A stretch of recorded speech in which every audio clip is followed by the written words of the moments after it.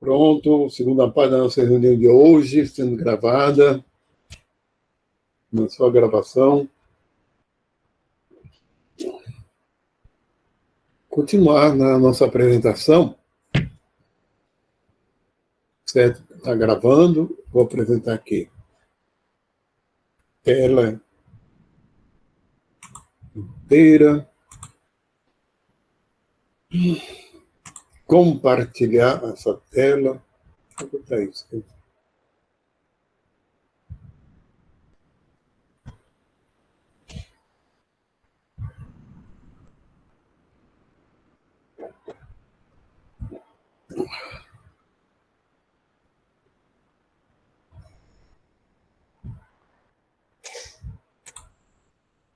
Lá falando agora de Kuhn. Temos Kuhn, Lakatos, Abend e Ush, e a sociologia forte, ou sociologia da ciência. Tem uma coisinha ali acrescentando na sociologia da ciência.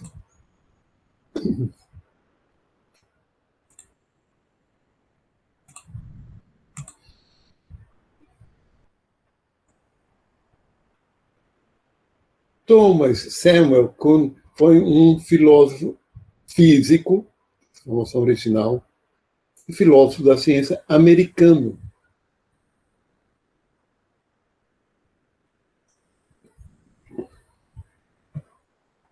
Realmente muito famoso por questão de um conceito.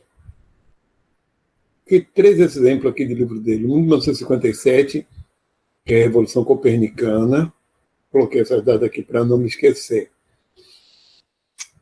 A astronomia planetária no desenvolvimento do pensamento ocidental.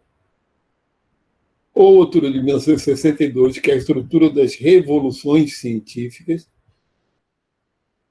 que depois teve reedição, que teve pós-fácil dele, respondendo algumas críticas, etc. E a tensão essencial, já em 1977. Ele faleceu. A edição. Peraí, acho que eu me enganei aqui. É em 1976 que ele faleceu. A edição 70. Não. Ave Maria. Me enganei aqui, peraí. Peraí, essas coisas acontecem. Conserta agora, né, de 96, porque eu coloquei 66. Eu estava vendo que essa data está totalmente errada aqui, 96. Hoje agora, a minha tendência é deixar para depois, mas agora a gente pode corrigir. É trocar consertar o carro enquanto ele está em movimento mesmo. Então vamos lá. No 66, que coisa estranha. Não, 96. Ele faleceu mais jovem que Popper, mas faleceu um pouco depois. Certo? Ele muito famoso por causa do conceito de paradigma. A ponto de que ele mesmo diz que não perdeu o controle desse conceito. Sempre se usa um conceito até muito mais amplo do que era a proposta original dele. Certo? E esse conceito está aqui, na estrutura da revolução científica. Olha, a abordagem dele foi uma abordagem histórica. Uma grande diferença. De novo errado, desculpa, que ali eu repeti o que está. Deixa para lá, 96 que ele faleceu. Ele tanto criticou o positivismo lógico quanto o Popper, mas a crítica dele é uma crítica do ponto de vista histórico. A ciência não é feita do jeito que o positivismo lógico disse, nem Karl Popper. E Karl Popper se defendia dizendo, não, eu tenho uma metodologia, eu apresento uma metodologia que como a ciência deveria ser feita, e não como ela é feita ou já foi feita.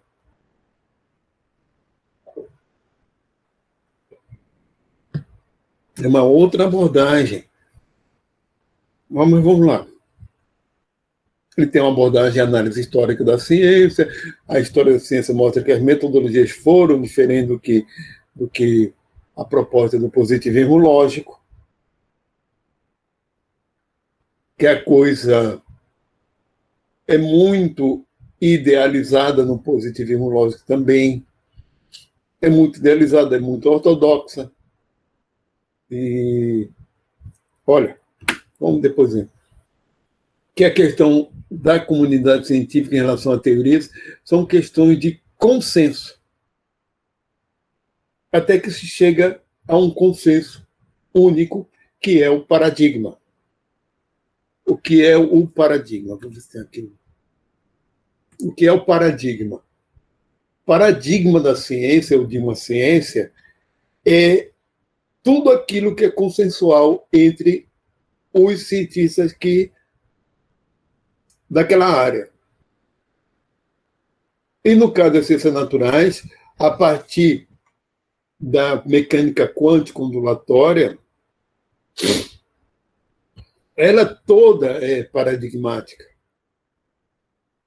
O que é consenso entre os cientistas naturais é o que faz parte do grande esquema geral das ciências.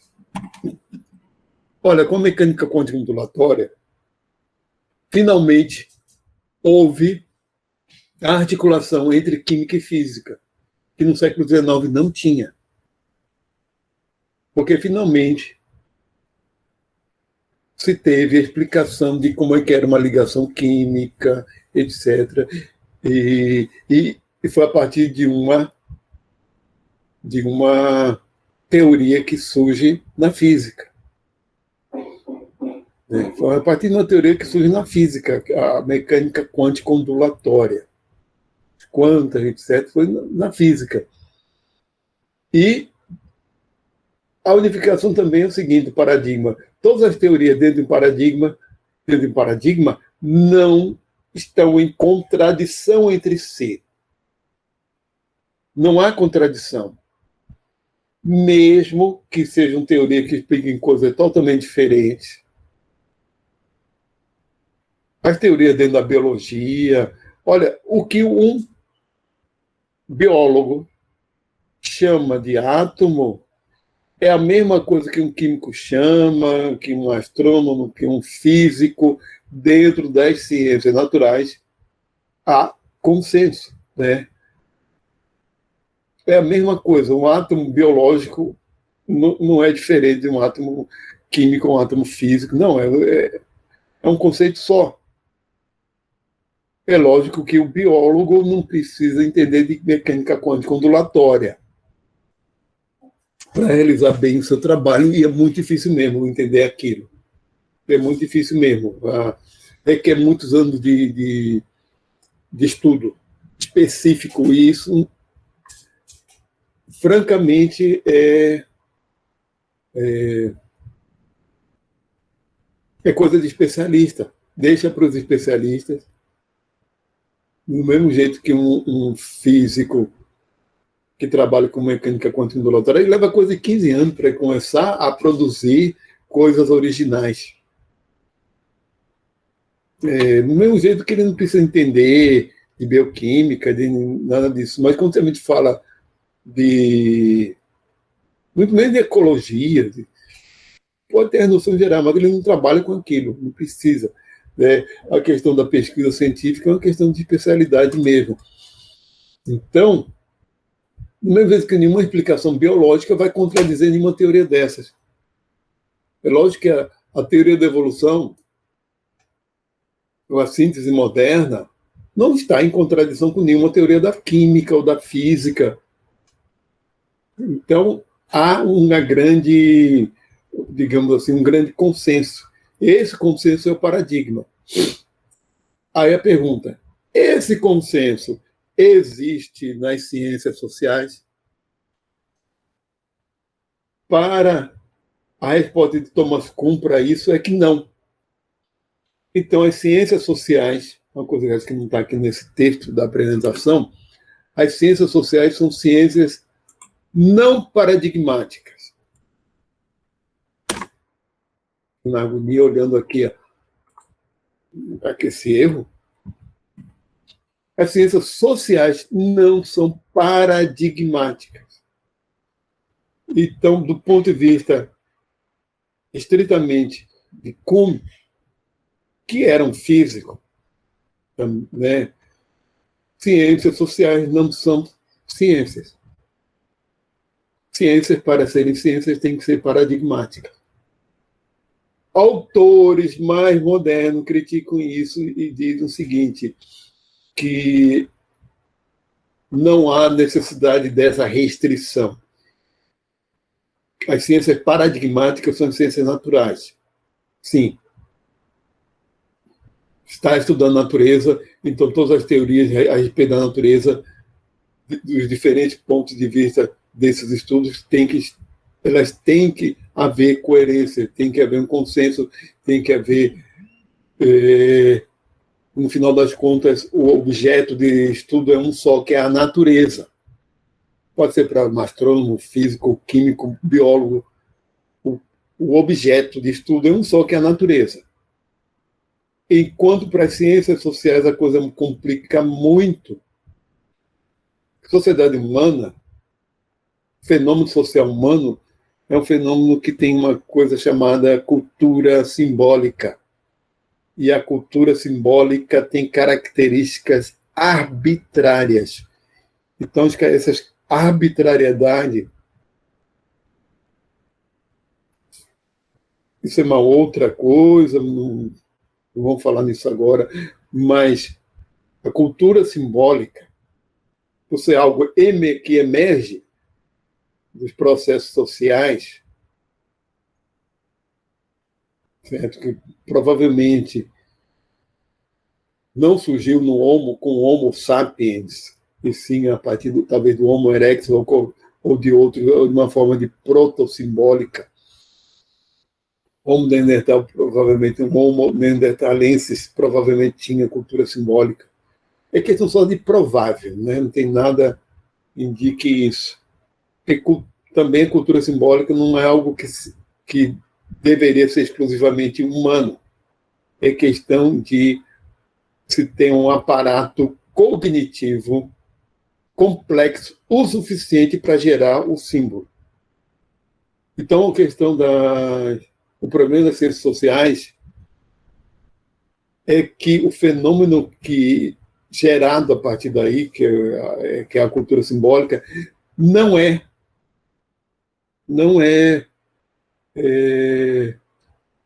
atrelado obrigatoriamente ao natural. Vai ser mais complicado, por isso que eu disse, isso é uma coisa complicada. Cérebro é algo natural. Certo? Cultura humana não é só cultura simbólica, isso também é uma coisa que talvez muitos sociólogos não levem em conta, ou antropólogos. Cultura humana é simbólica, mas existe parte que não é. Certo? Tem uma parte lá que não é. Isso, a Viti vai falar sobre isso mais adiante, tá? Mas lá no final da disciplina. Por isso que eu disse que o problema das ciências sociais é mais complicado, porque, de fato, não dá para obrigá-las a ter um paradigma. Por que ciências sociais não tem paradigma? Porque tem várias escolas de pensamento ainda. Nem em psicologia existe paradigma. Então, existem explicações diferentes, teorias diferentes para o mesmo fenômeno. Isso é coisa que nas ciências naturais não tem. Existem implicações diferentes para o mesmo fenômeno social. Escolas como o estruturalismo, pós-estruturalismo, o marxismo, e assim vai. Né? Mas eu também costumo dizer, olha, a gente está vendo história e filosofia das ciências naturais. A parte de ciências sociais a gente fala só uma coisa bem assim, superficial mesmo. E a questão do paradigma é porque, como ele mesmo colocou, que a força de um paradigma dentro da comunidade científica está mais nos seus exemplares do que nas leis e conceitos mesmo, por conta do ensino, diz a formação dos cientistas, de quem faz ciências naturais, a partir de exemplares, que são os grandes modelos que são aprendidos na formação do cientista, na formação, e ele acaba entrando, digamos assim, nessa espécie de corpo teórico que é consensual. Então, a aprendizagem. Eu tenho uma frase que é muito boa, mas não está aqui uma citação dele. Não está aqui. Que ele justamente compara. Ele tem uma citação a respeito do ensino de ciência, que ele compara um livro-texto a um guia turístico. Um livro-texto está para o fazer científico do mesmo jeito, um livro-texto de ciência, mesmo em nível superior, qualquer livro-texto, está para o fazer científico como um guia turístico está para a cultura de um país. Ali é só um guia, é só um resumo das coisas que deram certo, etc. É só um resumo, uma coisa apresentada de forma organizada, enquanto que a atividade científica mesmo, na prática, é uma coisa extremamente ampla, complicada, complexa, etc. E que, mesma coisa, um folheto turístico falando das atrações culturais do país, falando dos folguedos, das festas, falando da arquitetura, até ali não diz nada de como é que se chegou àquilo ali. No livro-texto fala muito pouco também, né? É só um resuminho, um guia, como se fosse guia turístico. E ele divide a ciência em duas faces. Isso é muito importante, está bem lá, desde o primeiro livro, que é a Revolução Copernicana, em ciência normal e revolucionária. Ciência normal é o que a gente está fazendo hoje. A revolucionária é quando há mudança de paradigma. Não tem nenhum motivo para mudar de paradigma. A ciência revolucionária aconteceu na física, aconteceu com a mudança primeiro com a mudança do geocentrismo para o heliocentrismo. Isso foi uma revolução. Certo? Outra, quando há a transição da filosofia natural aristotélica, que é ali da Idade Média, que era usada para explicar movimento, etc., para a física desenvolvida a partir de Galileu até Newton, consolidada com Newton, que é a física clássica. Aí é uma mudança de paradigma, foi um período revolucionário. Outra revolução na física foi Einstein, a teoria da relatividade restrita, de 1905, a teoria da relatividade geral, de 1919, e mecânica quântico-ondulatória, a partir dos anos de 1920 e 1930. Então, essa transformação na física foi outra revolução, porque houve mudança de paradigma. Certo? Tem um autor que vou ser apresentado a seguinte, que não concorda exatamente com nesse caso. Não concorda, ele é mais radical a respeito de que as comunidades científicas são muito conservadoras. Aí você dá o exemplo lá do planeta Netuno, do planeta Urano, aliás. Ou seja, a ciência normal é uma ciência voltada para o aperfeiçoamento de um paradigma, para a pesquisa dentro do paradigma, para a pesquisa, para resolver problemas, que só faz ampliar o conhecimento dentro do paradigma. Essa é a ciência normal. A revolucionária é quando é quando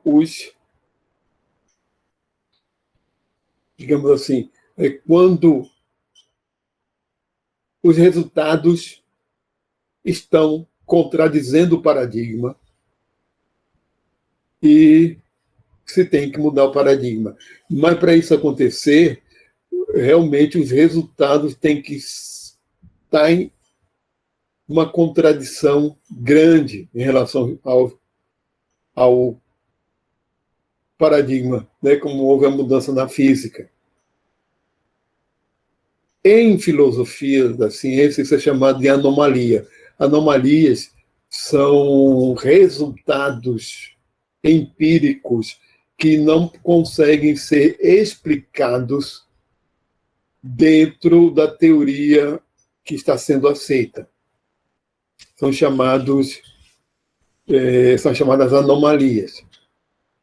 Então, um conjunto grande de anomalias e de incompatibilidades surgiu no final do século XIX, na física, que levou Einstein a propor a teoria da relatividade. E outro conjunto de anomalias surgiu a partir lá de Rutherford, certo? Que aqui era uma contradição com a mecânica clássica newtoniana junto com as leis de Maxwell, quando se viu que no átomo o núcleo é positivo e há uma nuvem eletrônica negativa muito maior mesmo. E aquilo ali estava em contradição, porque era de se esperar que aquilo não pudesse, de acordo com a física daquela época de Rutherford, em 1917, se não me engano, né? 13, 17, aquilo lá deveria entrar em colapso. E a perda de energia deveria ser contínua, feita no espectro, e não é. A perda de energia descontínua, isso já tinha sido demonstrado por Max Planck no ano de 1900, mas só que Max Planck não generalizou, não achou que aquilo fosse aplicado. Ele criou lá uma lei empírica do resultado que ele tinha e não achou que aquilo fosse aplicável a todos os átomos. Ele usou exemplo além dos metais que ele trabalhou e viu que o espectro de onda do aquecimento dos metais era um espectro descontínuo e não um espectro de onda como da luz solar, que é contínuo. A radiação gerada pela luz do aquecimento do metal. Ele usou os corpos negros. São corpos negros, são esferas de metal pintadas de negro com orifício. Vocês sabem que se a gente aquece o metal, com a temperatura, ele começa a emitir luz. E quanto mais quente, a luz vai mudando. O que Max Planck demonstrou é que o espectro dessa radiação luminosa não é contínuo feito a radiação luminosa de uma lâmpada comum ou solar. É um espectro em raias, comprimento de ondas bem exatos. E depende do metal, e depende da energia, da temperatura. Certo? Aí se tem uma explicação, a mecânica quântica ondulatória tem uma explicação por que isso acontece. Né? Vocês já devem ter visto em química no ensino médio. Tem a explicação, porque a absorção da energia ali do calor é aos saltos, né? Em pacote mesmo, a liberação também. Isso foi Bohr que explica, ao criar o conceito de orbitais, e não de órbitas, nos anos 1920, para explicar também a estabilidade do átomo. Por que um núcleo consegue ficar positivo e não entra em colapso os elétrons negativos ao redor? Né? Então, estabilidade de energia, de níveis de energia que os orbitais eletrônicos têm. E vocês devem ter visto, agora falando muito de química, física, sem mostrar nada aqui, mas só estou comentando, vocês já devem ter visto, devem se lembrar que no primeiro ano do ensino médio, ainda deve ser esse o assunto, mostra lá números quânticos, e os orbitais eletrônicos com várias formas. Pode ser esferoide, pode ser uma forma de halteres, e dependendo se é S, P, D, o nível dele, e números quânticos, o número quântico magnético, o número quântico de spin. Aquilo ali são consequências, desdobramentos da equação de função de onda de Schrödinger, que é uma equação é uma equação diferencial, certo? Aquilo aí são consequências. Então, para entender direito aquilo, tem que conhecer essa função de onda de Schrödinger, que não é uma matemática simples, não é uma matemática nem do começo do ensino superior, viu? É uma matemática bem avançada, que tem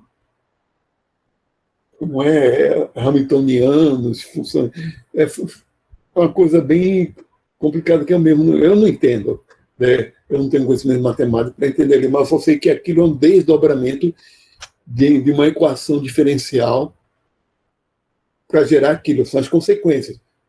A propriedade do elétron ao redor de um núcleo. Mas só para ver, ter uma ideia, nessa teoria quântico-ondulatória, a diferença de tamanho é absurda. É absurda entre núcleo e nuvem eletrônica. É coisa de uma bola de ping-pong no meio de um estádio. O núcleo seria uma bola de ping-pong. E o resto do átomo tem o tamanho de um estádio de futebol. Tem um raio seria de um estádio de futebol, a bolinha lá no meio, e quase toda a massa concentrada nessa bolinha. E o resto, o elétron tem massa, mas é muito pouca, quase nada. Então, há várias coisas muito diferentes em relação à física clássica. Aí tem que ser realmente foi um período revolucionário.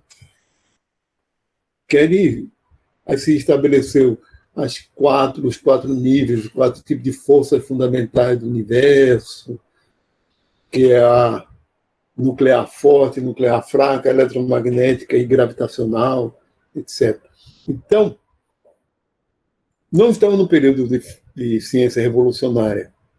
Eu até coloquei isso aí. Sim, um outro conceito foi incomensurabilidade dos paradigmas. O problema é que dentro você não pode, ou você tem um paradigma ou outro, certo?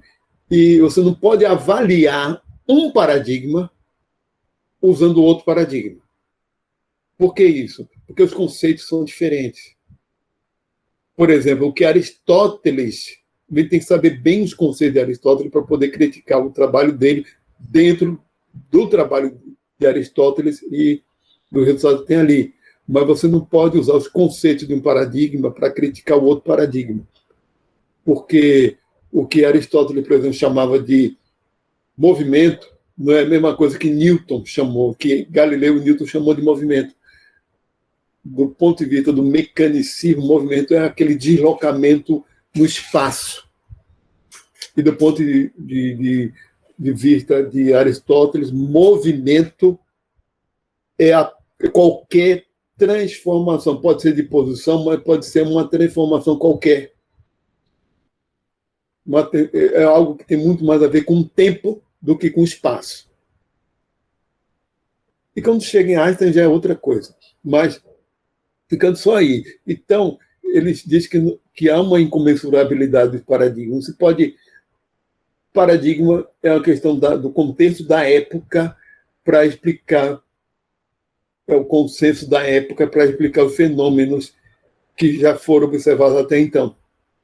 No futuro, o paradigma pode mudar, desde que haja anomalias em relação ao atual, coisa que não tem acontecido.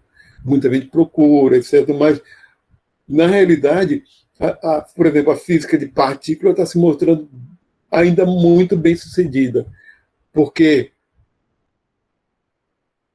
tem-se, por exemplo, neutrino.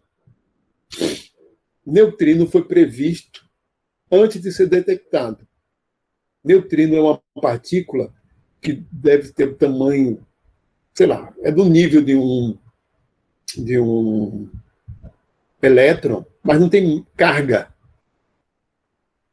Então, não tendo carga, ele é extremamente difícil de detectar. Então, pelas características que o neutrino tem, por que se deduziu matematicamente que ele existia? Por causa da radiação solar. Estava faltando alguma coisa em termos de massa. Chegaram à conclusão lá nos cálculos. Tem coisa da radiação solar que está chegando à Terra que não tem massa. Perdão, tem uma massa muito diminua, mas não tem carga, por isso o navio não está detectando. Então, pelos cálculos, se viram quais seriam as características. Quais as características dessa partícula subatômica, dessa partícula elementar. Tal característica. E se ela tem essas características, o que a gente deve fazer para detectá-la? Aí criaram um detector de neutrino, que tem que ser subterrâneo, muito sofisticada a tecnologia. Se desenvolveu todo um detector de neutrino extremamente sofisticado para poder detectar uma partícula que tinha sido formulada hipoteticamente. E o que aconteceu? Detectaram. Por isso que eu disse, por enquanto, o paradigma atual está sendo bem sucedido. No que o bóson de Higgs foi detectado. Foi previsto muito antes de ser detectado, porque não se tinha nem a tecnologia para detectá-lo. E o que aconteceu, aquele lá entre a França e a Suíça, né, aquele é do CERN, o Large Collider, esqueci, aquele lá que detectaram, esqueci a sigla em inglês, é o grande colidor, Collider Hadrons, de Hadrons. Então, é LCH, do CERN. CERN é a sigla da instituição, do laboratório, que foi o maior detector, o maior acelerador de partículas já criado. Que é uma tecnologia que uma peça custa milhões de dólares. Ondas gravitacionais previstas por Einstein foram detectadas, que também é um absurdo a parte tecnológica para detectar. Certo? Então, tem muita coisa dentro desse paradigma que está sendo corroborada e não refutada. Não está havendo grandes, como se diz, anomalias contra ele. Agora, existem algumas teorias, como uma das supercordas, que é muito hipotética ou muito teórica ainda e não se tem, não entra em contradição, apenas a supercorda vai mais além das partículas elementares. É como se mergulhasse muito mais profundamente no nível da matéria. Para nível mais profundo ainda da matéria, né, mais lá dentro, existem as supercordas, que elas chamam de supercordas, e isso é possível, ela permite uma série, algumas explicações, é possível até que elas existam, mas só que nós não temos tecnologia para isso. E pela tecnologia atual, nem tão cedo. Né? Isso, tudo bem, detectar, porque já está um pouquinho fora do paradigma. Outra coisa, matéria escura, mas a matéria escura está dentro desse paradigma para explicar a aceleração do universo.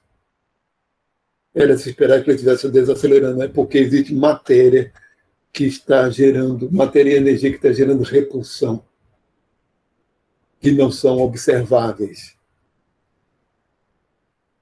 Certo? Então, agora vamos voltar, a incomensurabilidade dos paradigmas, certo?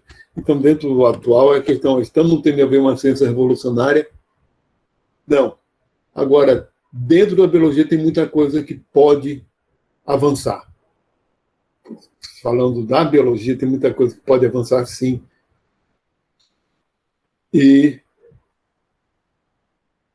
Mas não vai entrar em contradição. O que pode avançar em biologia não vai estar em contradição com as outras teorias, com a física nem a química.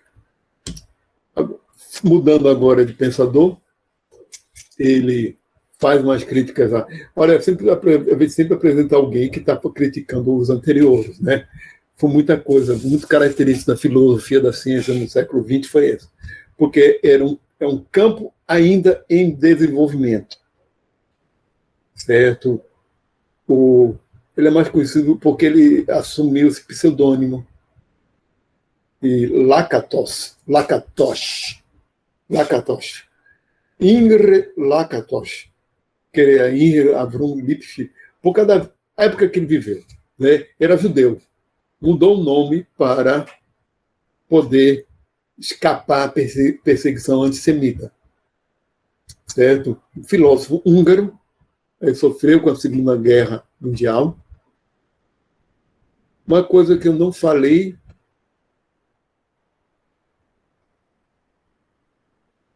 por exemplo, tanto ele quanto Popper eram judeus, e ao serem perseguidos ou sofrerem o antissemitismo, tanto ele quanto o Popper fizeram militância no Partido Comunista e eu tinha falado, não tinha falado direito, que Popper, que a Sociedade Aberta e seus inimigos faz críticas enormes ao... Vou voltar aqui, porque tanto ele quanto Lakatos sofreram perseguição antissemita. E tanto ele, todos os dois acabaram entrando. Ele se filiou mesmo ao Partido Comunista, depois de coisa que ele viu dentro da postura comunista, ele rompe também. E rompe com o marxismo. E, do ponto de vista social, ele, assim, ele fez parte de um grupo chamado Sociedade Aberta. Um grupo de sociólogos, etc. Você pode procurar mais sobre essa chamada Sociedade Aberta, de sociólogos e pensadores liberais, certo? Em que defendia liberdade de pensamento, liberdade econômica e transparência dos governos. Ele rompeu lá com... E, mesma coisa, ele fez parte de um... Lakatos. Vamos lá.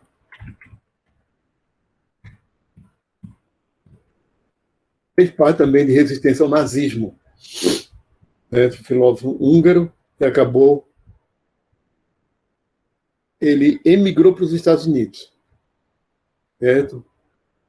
E a abordagem dele é diferente, porque ele faleceu com 51 anos de idade só, né, em 1974. De 1922 a 74. Então, tem coisa que ele acabou interrompendo em termos de trabalho, mas ele desenvolve uma abordagem da ciência para uma abordagem diferente, também histórica, mas diferente de Kuhn. Porque, de acordo com ele, os cientistas, ou a comunidade científica, são muito mais conservadoras ainda. Ele cria... Ele não chama de paradigma, ele chama de programa de pesquisa, que vai ter um núcleo rígido e um cinto de proteção. Vou explicar o que é isso. É bom exemplificar. Ele argumenta e usa exemplos históricos para dizer que quase sempre é possível salvar uma teoria mudando as hipóteses auxiliares. Quase sempre. É muito difícil haver não é um paradigma que existe, é um programa de pesquisa. E no programa de pesquisa, todo programa de pesquisa acaba como newtoniano, tendo muitas hipóteses auxiliares ou chamadas condições iniciais da observação, que não são hipóteses ad hoc. Há uma diferença bem grande. Há uma diferença bem grande, que acho que tem hora que realmente não fica claro o que é uma hipótese auxiliar de um programa de pesquisa, de uma teoria, e o que é uma hipótese ad hoc. Ele fala, o planeta hipotético se desvia da órbita newtoniana. Mas eu vou contar primeiro, olhando aqui a hora, está tranquilo, nosso tempo. Vamos falar primeiro o seguinte. Lá para o Herschel, lembre-se que eu falei da observação de Urano, que ele pensava que era cometa, depois se observa que era um planeta. Só que a órbita de Urano contradizia estava em contradição com o paradigma ou a física newtoniana. De acordo com a física newtoniana,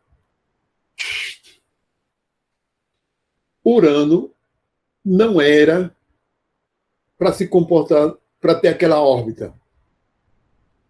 Mas sim o seguinte, se ele fosse o último planeta do sistema solar, qual foi a hipótese mudada? Não se mudou a teoria newtoniana para se ajustar à observação de Urano. O que se foi é mudar uma das hipóteses. Qual foi a primeira hipótese mudada que se pensou? Existe mais planetas. Pelo menos mais um. Que está interferindo, por causa da força da gravidade dele, interfere na órbita de Urano e está mudando. Então, mudou essa hipótese de que Urano fosse o último planeta. Fosse o planeta mais distante do Sol. Então, ainda devia ter outro planeta que ainda não tinha sido observado. Depois de um tempo de cálculo, de observações, de cálculo, chegaram à conclusão de como deveria ser esse planeta, a massa relativa dele, a posição, a órbita dele. Levou ainda um tempinho, vários anos para calcularem como é que deveria ser o planeta e qual a órbita dele para gerar tal interferência. Tudo de acordo com a teoria newtoniana. Depois que tudo estava pronto e fizeram a previsão, tal planeta de tal jeito,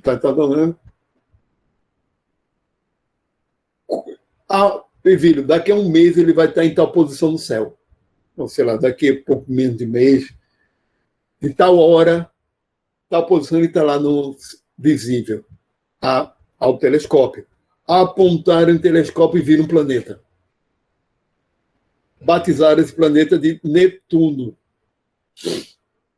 Foi como se descobriu Netuno. Ele foi previsto pela teoria newtoniana dentro do paradigma newtoniano, ou agora falando de Lakatos, dentro do programa de pesquisa newtoniano. Porque, no caso de Lakatos, quando ele fala em programa de pesquisa, isso envolve um conceito que é muito mais amplo que paradigma, porque é um conceito também metodológico. É um conceito também prático. Existe um programa de se fazer pesquisa já pré-determinado em ciência, que os cientistas se engajam no programa. Então, eles não se engajam num paradigma, sim num programa. Então,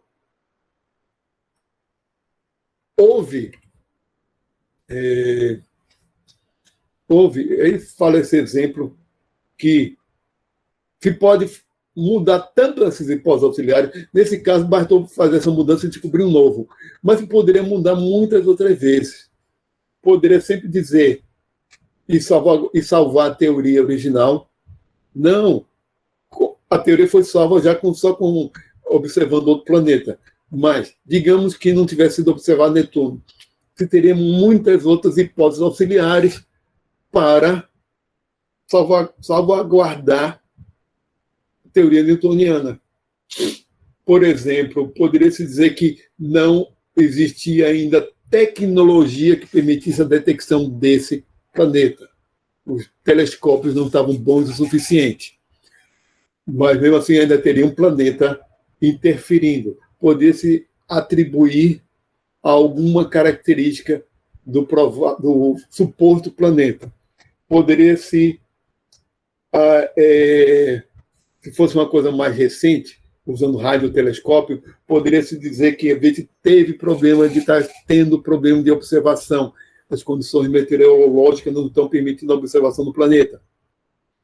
Ou está vendo, se for radiotelescópio, interferência do campo magnético da Terra. Vai sempre se ter alguma hipótese auxiliar contestando. Certo? E citamos agora um outro exemplo, também ligado à astronomia, é o exemplo que permitiu Einstein, que permitiu a Einstein gerar autoexplicação, porque nessa mesma época, olha, Netuno foi observado em 1848, se eu não me engano, ou 47 e 48. Certo? Na mesma época, se observava também que a órbita de Mercúrio estava em contradição também. E se imaginou uma mudança de hipótese auxiliar na época da mesma forma. Qual seria a hipótese auxiliar? É que Netuno é o primeiro planeta. Então, a explicação poderia ser que há um outro planeta, mais perto do Sol ainda. E ele foi batizado, na época, esse planeta hipotético, de Vulcano. Esse planeta nunca foi observado. E isso foi abandonado totalmente com Einstein. Só quando chegou em Einstein que ele foi abandonado essa hipótese. Só que Einstein, no final das contas, ele não nega Newton. Ele só restringe a teoria de Newton. Certo? Há uma restrição. A teoria de Newton continua válida dentro dos nossos parâmetros de espaço e tempo mais intermediário. Agora, no parâmetro nível atômico, ela não funciona. No parâmetro nível cósmico, mas citando cósmico mesmo, de galáxias, ela também não funciona, por causa da diferença do espaço-tempo. Mas ela é bem aplicável. E quanto a isso, eu não falei uma coisa que Kuhn, eu me lembrei disso, que Kuhn era um instrumentalista quanto à teoria científica. Tem um paradigma, ele funciona em termos de ferramenta para lidar com a realidade. Não é necessariamente... A gente não está lidando com a realidade, é só uma ferramenta. Como um mapa mesmo da realidade. Então, e nada garante que haja progresso. Para Popper haveria um progresso, para o lógico positivista sim, mas para Kuhn nada garante que está havendo progresso em direção a se descobrir uma verdade sobre o universo. Certo? Ou realidade. O que a gente está é tanto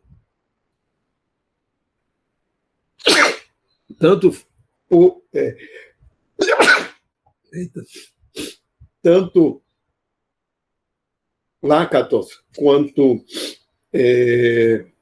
Kuhn não acreditam nesse progresso.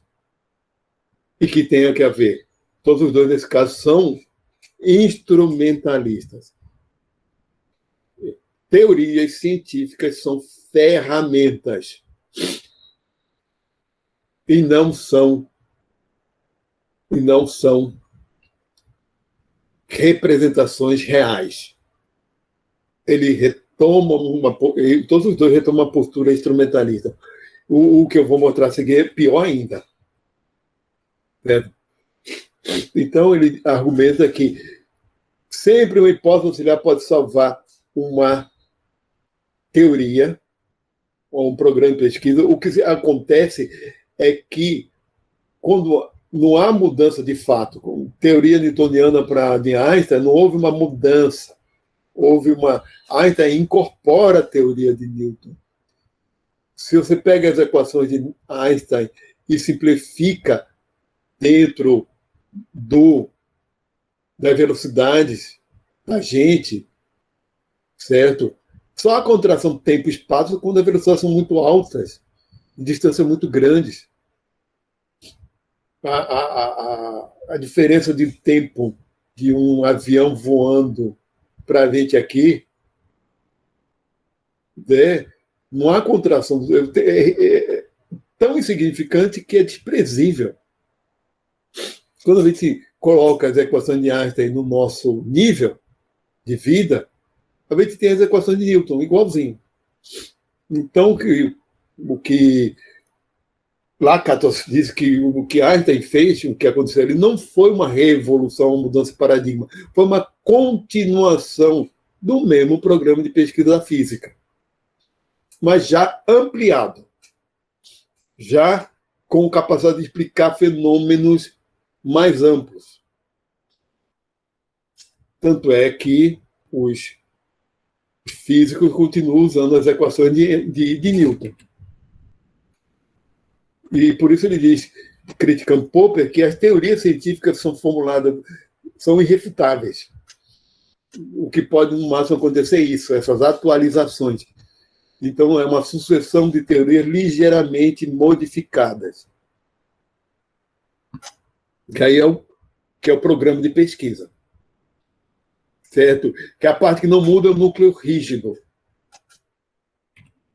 E as hipóteses auxiliares em condições iniciais que podem ser mudadas para ajustar e funcionam como cinto de proteção ou de blindagem. É como se fosse uma coisa que blinda a teoria.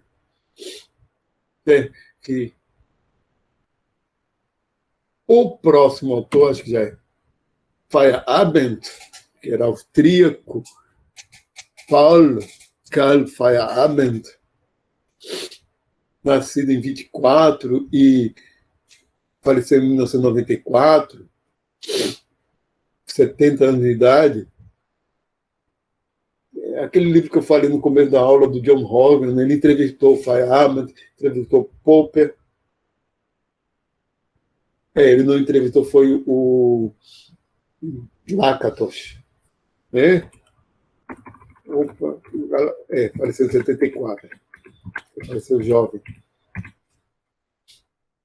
Não me lembro se ele entrevistou o Kuhn, porque ele não conseguiu. Uma coisa assim. E Feyerabend acaba se defendendo. Não entenderam minha proposta. Certo? Não entenderam. Ele tem uma vida que é meio conturbada. Também, como uma boa parte deles, eles enfrentaram a Segunda Guerra Mundial. Só que esse aqui, sendo austríaco, né? Ou seja, quando ele estava jovem, tinha terminado o ensino médio, certo? Ele acabou sendo convocado para o Exército. Quando ele terminou o ensino médio, foi justamente pouco antes da Segunda Guerra Mundial. Ou seja, ele serviu o Exército Alemão. Sendo austríaco, já tinha havido incorporação também foi na época de juventude dele. Então, o Intervinte ainda hoje fala, se você procurarem imagem dele, tem imagem dele com uniforme nazista. Né? Vai ter imagem dele lá porque ele foi, até que ponto ele foi obrigado ou não, essa é outra história. Mas que a filosofia que ele desenvolve depois não tem nada a ver com o nazismo, isso não tem.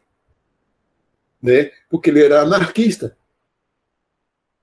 Não tem nada a ver. Inclusive anarquista em relação à ciência. Então, um dos livros dele aqui, A Ciência em uma Sociedade Livre, era antidogmático, anti-cientificista e anarquista. E um livro dele, olha esse livro, Contra o Medo, não sei esse aqui eu li. E porque esse aqui está na biblioteca lá da Federal, daqui da gente. Tem esse livro lá. Eu não tenho, esse aqui eu li da biblioteca. E é um livro que ele conta muita história da ciência no meio, em que ele mostra os bastidores dos trabalhos como o de Galileu, e que Galileu foi mais bem sucedido em termos de persuasão dele, de propaganda, e dele ter insistido na coisa, de ter feito o que ele fez. Foi muito mais fundamental isso do que o resultado que ele tinha mesmo.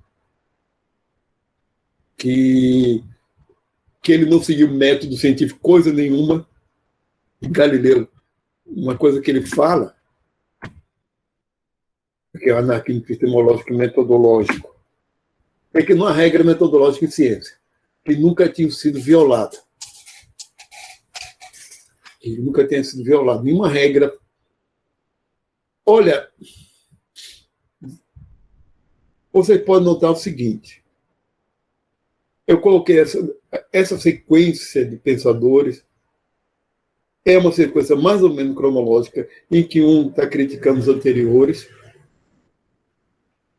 mas a gente começou, ainda tem mais outro grupo a seguir para a gente terminar a aula. A gente começou com um povo que era extremamente ortodoxo e agora está caindo nos anarquistas, que era extremamente ortodoxo, cientificista e positivista, etc., para agora ir descambando para os anarquistas relativistas, certo? Como na história da ciência ele analisa que as regras sempre foram violadas e que essa violação é necessária para que haja progresso. Então, ele defende pluralismo teórico, ele não acha que deva ter um único paradigma, um único tipo de explicação. Ele defende pluralismo teórico, ele diz que não há distinção rígida entre ciência e não ciência, que em termos humanos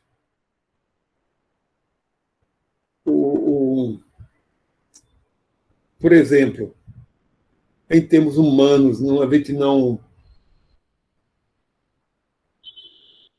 pode dizer que a astronomia tenha mais valor do que a astrologia,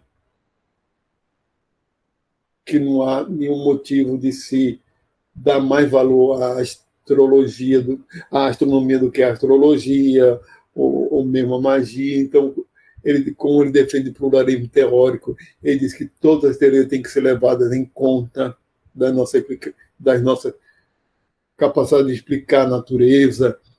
É lógico que os filósofos que depois vieram, que hoje eu não vou mostrar, não é assunto de hoje, criticaram essa postura, que isso aqui é dos anos 70, de 1970. Eu acho que o pessoal estava muito psicodélico nessa época. Enquanto o Kuhn começa nos anos 60, eu mostrei final dos anos 50, 60, Feyerabend tem anos 70, e os sociólogos da ciência também. Defende esse pluralismo teórico, o que mais? A ciência, como todos os empreendimentos humanos, não é racional.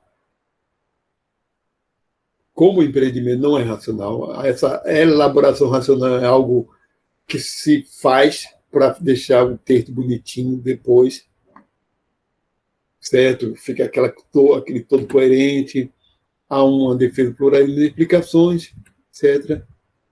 Ou seja, ele pega a tese da incomensurabilidade de paradigma, que começa em Kuhn, e vai na sua forma mais radical. É lógico, pessoal, vocês podem notar que ele foi para um extremo infrutífero.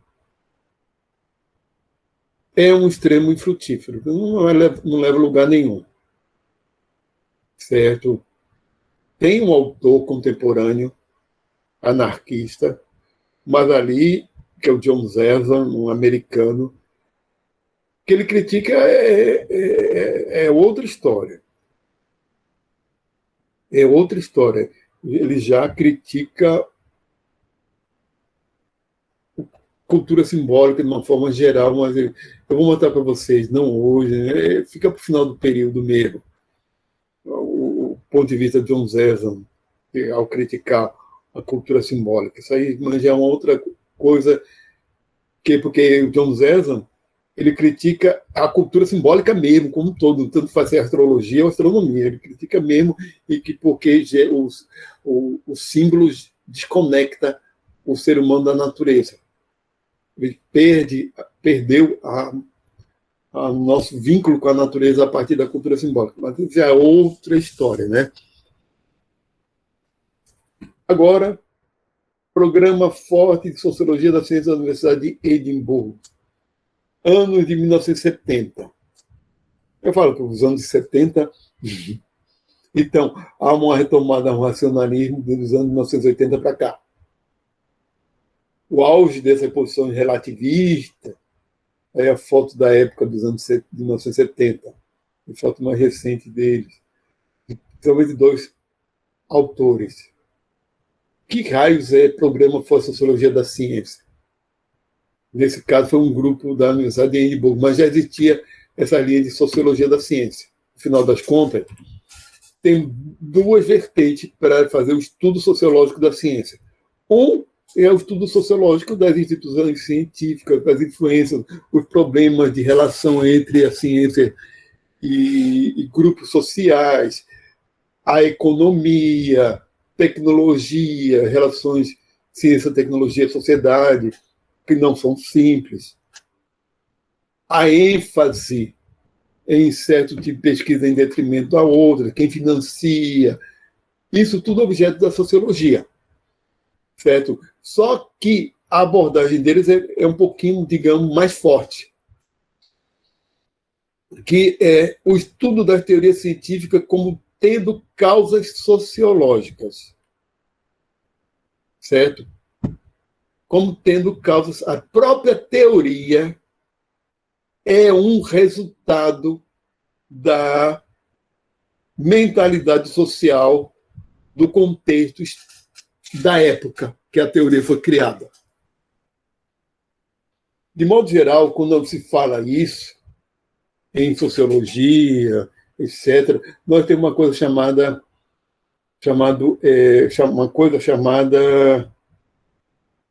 construções sociais.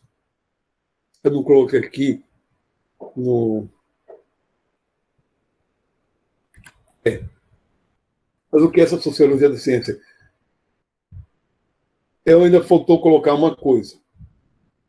Aqui está o exemplo de foto recente deles, dos dois principais autores. Foto mais recente é aqui o David Bloor, esse aqui de bigode, quer ver se eu identifico aqui, está aqui. Não. A dele aqui. Acho que aqui é esse. Aqui está de bigode com mais cabelo, né? A foto dos dois recente. Foram os dois principais autores, Steve Uga e David Bloor.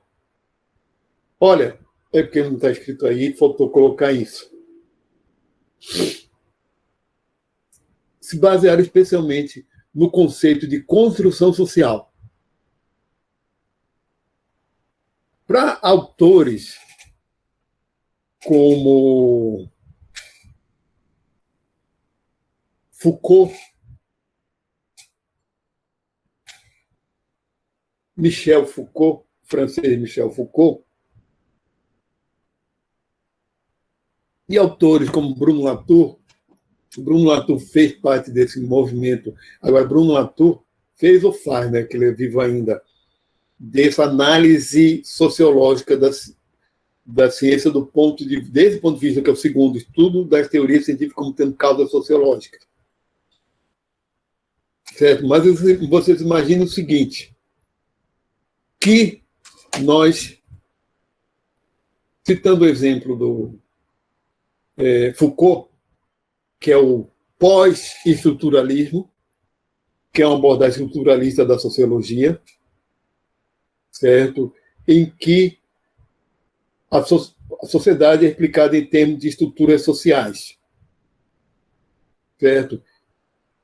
E ele estuda dois conceitos fundamentais, no caso Foucault,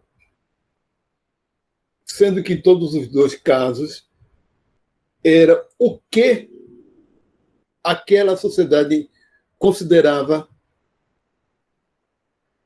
que indivíduos com aquela sociedade considerava que deveriam ser aprisionados, perdão. Que tipo de indivíduo aquela sociedade tem que ser, eles têm que ser separados da sociedade, ou segregados. Então, basicamente, são dois tipos, né? Os loucos e os criminosos, que naquela sociedade, em determinado tempo, tem que ficar separado das outras pessoas. Então, o Foucault estudou esses fenômenos sociais, dizendo que os critérios para se considerar crime e os critérios, ou seja, de crime, de criminoso, e os critérios de louco variam de acordo com o contexto social, ou seja, é uma construção social. Os critérios, a ideia, o conceito de loucura é um conceito socialmente construído. O conceito de crime também. Quer ver um exemplo? A homossexualidade. Nos anos de 1940, a homossexualidade na Inglaterra ou na Grã-Bretanha era considerada crime. Ato homossexual era considerado crime. Depois passou a ser encarada como algo de perversão, algo, ou seja, problema psiquiátrico, problema de saúde mental. E só no começo dos anos, foi a Organização Mundial da Saúde que estabelece que a sexualidade não está relacionada a nenhum problema nem patológico e nem muito menos crime, né? Mas um exemplo foi você deve estar se lembrando, né? Virou até filme a história de. Minha memória não está muito confiável, não. De vez em quando eu tenho lembrando, mas vamos lá. Não, a história de um dos pais da informática, da cibernética, um dos pais do máquina de. Eita! Que foi condenado, foi preso na Inglaterra, foi preso lá por ser homossexual, nos anos 40, mesmo tendo dado contribuições durante a guerra, na parte de decodificar mensagens inimigas dos alemães. Não sei, teve castração química, ele se matou. Você deve saber de quem eu estou falando. Virou filme, ele foi castrado quimicamente, aí ele acabou se matando. Depois me vem o nome. Mas, por exemplo, esse é um exemplo de que alguns conceitos, esses exemplos falam de que certos conceitos depende do contexto histórico daquela época. Só que no programa Ford de Sociologia da Ciência, ele fala que todos os conceitos são. Pode ser teoria da seleção natural, pode ser mecânica quântica ondulatória, todos têm, porque todos vão refletir as estruturas sociais, porque as estruturas sociais que o cientista foi criado está na mentalidade dele. Então, Darwin elabora uma teoria da seleção natural não porque ele tinha resultados empíricos para elaborar essa teoria, e sim porque ele interpreta aquele resultado de acordo com as estruturas sociais que ele tinha inconscientemente na cabeça dele, por causa da sociedade que ele estava contextualizado, né? Sociedade vitoriana, e leva aquele resultado. Olha, isso é de um relativismo tão grande que é como que dissesse, olha, nós não podemos... contradição é uma teoria, a proposta deles é uma proposta autocontraditória, já que toda a formulação teórica é algo que é só das estruturas sociais, inclusive a formulação deles. A própria formulação deles está. Não tem validade, porque é algo que foi socialmente construído. Então, todo conhecimento humano é inválido. Leva a essa conclusão. Todo conhecimento humano é algo inválido, já que é só uma construção social. Né? Não tem nenhuma correspondência com a realidade. E a tecnologia? Então, a tecnologia, por que funciona? Do ponto de vista instrumentalista, como de Popper não, de Kuhn e de Lakatos, sim, funciona. A tecnologia é lógico que vai funcionar, mesmo achando que as teorias são instrumentos, do mesmo jeito que um mapa é uma ferramenta e funciona para a gente se guiar numa cidade. Então, tecnologias também são aplicações dessas ferramentas para a gente lidar com a realidade. Então, dá para aplicar tecnologia, mas do ponto de vista deles, não daria para explicar tecnologia, não. Não daria para explicar a nossa relação com a natureza, certo? Cria-se uma desconexão entre nossas formulações teóricas e a natureza. Então, tudo bem, conceito de crime é um conceito sociológico.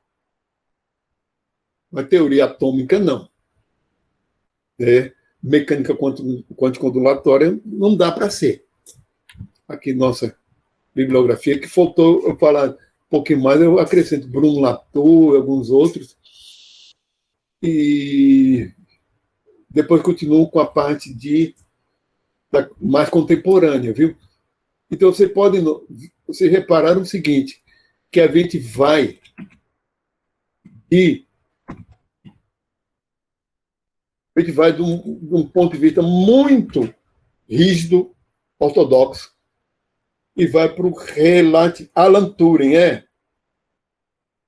o realmente Alan Turing, quem eu estava falando. Obrigado.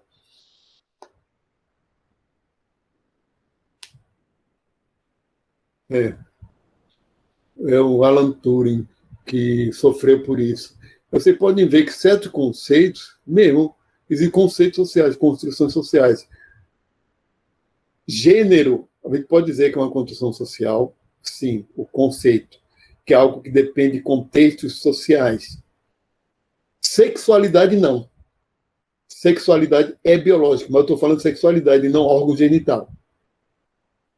É coisa mais complexa do que isso. Sexualidade é ligada ao biológico, sim, porque além dos órgãos sexuais, a gente tem sistema nervoso, endócrino e um bocado de coisa. Existe realmente formação de identidade sexual no cérebro que pode não estar condizente com o órgão sexual.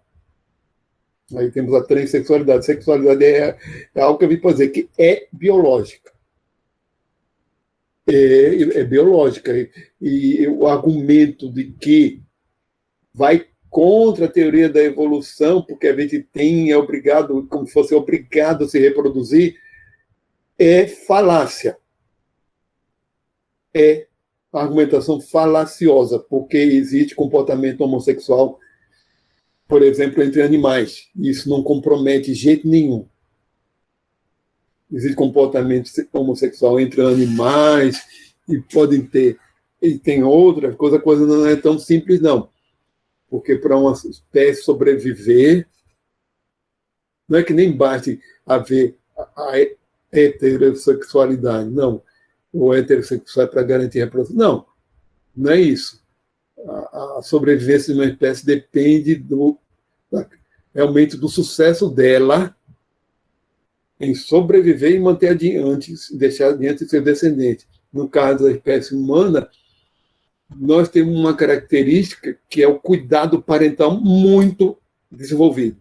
Porque nossos filhos nascem muito frágeis.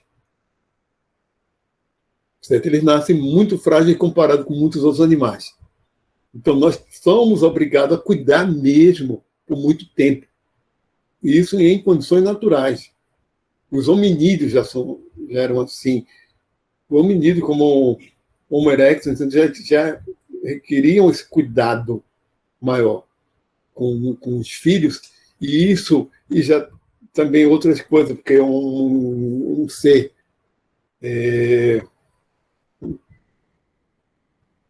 social, um animal social, um primata social, aí tem outras características, porque o grupo ajuda a sobrevivência e a perpetuação da espécie. Não depende da capacidade de reprodução de um único indivíduo. Então, a falácia dizer, não, isso vai contra coisa nenhuma. Homossexualidade, transexualidade, isso não vai contra coisa nenhuma. Certo? São fenômenos realmente voltados ao nosso corpo. Por isso que eu digo que são biológicos. Conceito de gênero, como se deve comportar um homem, como se deve se vestir, quase é a cultura. Mas é social. Roupa de homem uma roupa de homem no século XVI, século XVII, século XVIII, é lógico que virou uma fantasia, mas também, se vocês virem um manto, se virem aquele foto, cadê? Só para concluir aqui, para ficar. Eu vou atrás de uma coisa.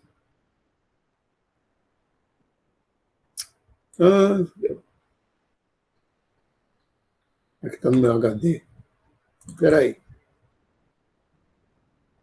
Estão nessas imagens aqui. Não. Eu só queria curiosidade.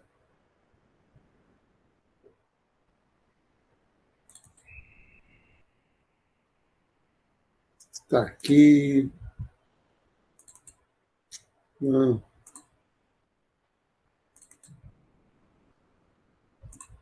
Isso é difícil de achar agora.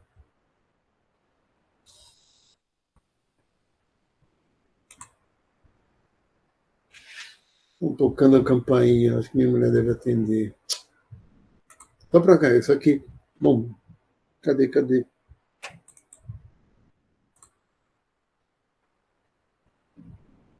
Minha confusão aqui dessa parte com.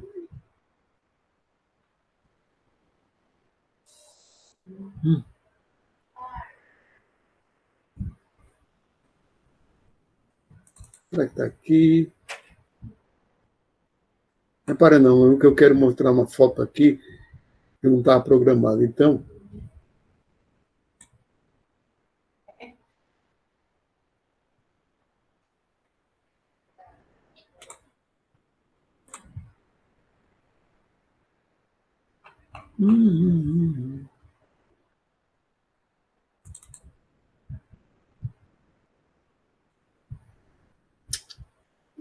tá aqui, foto que eu usei numa apresentação. Pronto.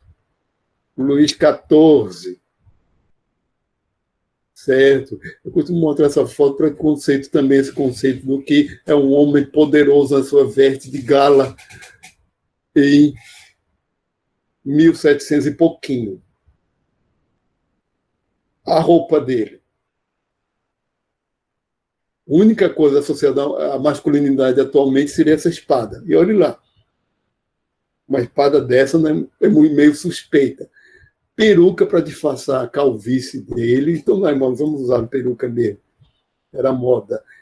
Não dava para rir porque não tinha um dente na boca aqui, com 60 anos de idade. Certo? Coroa, esse manto, meia calça e essa sandália. E ainda mostrando gordinho, fora de forma, o homem mais poderoso da época dele, acho, do mundo. A França era até mais poderosa que em um período de, digamos assim, o auge do absolutismo, né? Esse manto, esse colorido, esse pavão aí, né? Esse pavão, hoje em dia, é questão de cultural mesmo, né? Eu vou interromper agora a gravação. Estou interrompendo a gravação primeiro, como sempre. Interromper a gravação para agora essa aula que vem, que